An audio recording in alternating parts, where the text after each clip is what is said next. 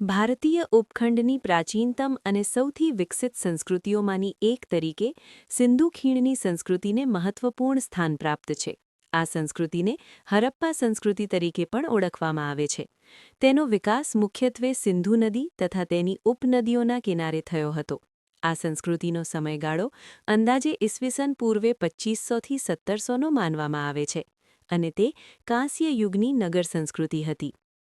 સિંધુ ખીણની સંસ્કૃતિનો વિસ્તાર વિશાળ હતો. તેનો પ્રભાવ આજના ભારતના ગુજરાત, રાજસ્થાન, હરિયાણા અને પંજાબ તેમજ પાકિસ્તાનના સિંધ અને પંજાબ પ્રદેશોમાં જોવા મળે છે. આ સંસ્કૃતિના મુખ્ય નગરોમાં હરપ્પા, મોહેંજો-દારો, ધોળાવીરા, લોથલ, કાળીબંગળ અને રાખીગઢીનો સમાવેશ થાય છે. ખાસ કરીને ગુજરાતમાં આવેલા ધોળાવીરા અને લોથલ સ્થળોએ આ સંસ્કૃતિની સમૃદ્ધિ સ્પષ્ટ દેખાય છે. આ સંસ્કૃતિની સૌથી વિશેષતા તેની ઉત્કૃષ્ટ નગર યોજના હતી. શહેરો સુવ્યવસ્થિત રીતે બનાવવામાં આવ્યા હતા. રસ્તાઓ સીધી લાઇનમાં અને એકબીજાને સમકોણે કાપતા હતા. દરેક શહેરમાં મજબૂત અને પક્કી ઈંટોથી બનેલા મકાનો હતા.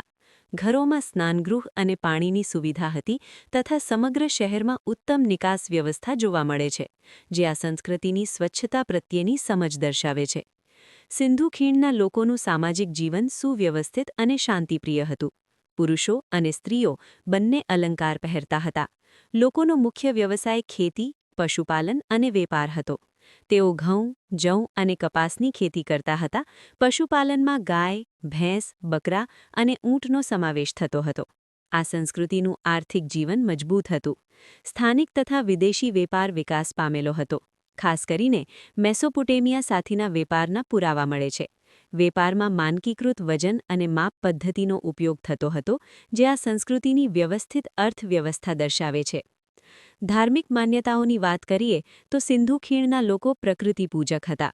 માતૃદેવીની પૂજા, પશુપતિ દેવ એટલે કે શિવ સમાનની આરાધના તથા વૃક્ષ અને પ્રાણી પૂજાના પુરાવા મળે છે.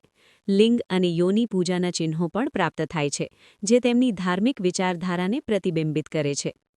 સિંધુ ખીણની લિપિ આજે પણ સંપૂર્ણ રીતે વાંચી શકાય તેવી નથી. આ લિપિ ચિત્રાત્મક હતી અને મુખ્યત્વે મોહરો પર લખાયેલી જોવા મળે છે. તેથી તેમની ભાષા વિશે ચોક્કસ માહિતી મળતી નથી. કલા અને શિલ્પ ક્ષેત્રે પણ આ સંસ્કૃતિ ખૂબ વિકસિત હતી.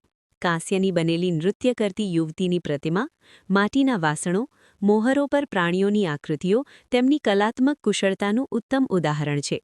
આ મહાન સંસ્કૃતિના પતન પાછળ અનેક કારણો માનવામાં આવે છે. નદીઓનો માર્ગ બદલાવ, પૂરો અથવા દુષ્કાળ, પર્યાવરણીય પરિવર્તન તથા આર્ય આક્રમણ જેવા કારણો સૂચવવામાં આવે છે. જો કે આ મુદ્દો આજે વિવાદાસ્પદ છે. આ રીતે સિંધુ ખીણની સંસ્કૃતિ ભારતીય ઇતિહાસની પ્રથમ વિકસિત નગર સંસ્કૃતિ તરીકે ઓળખાય છે. તેની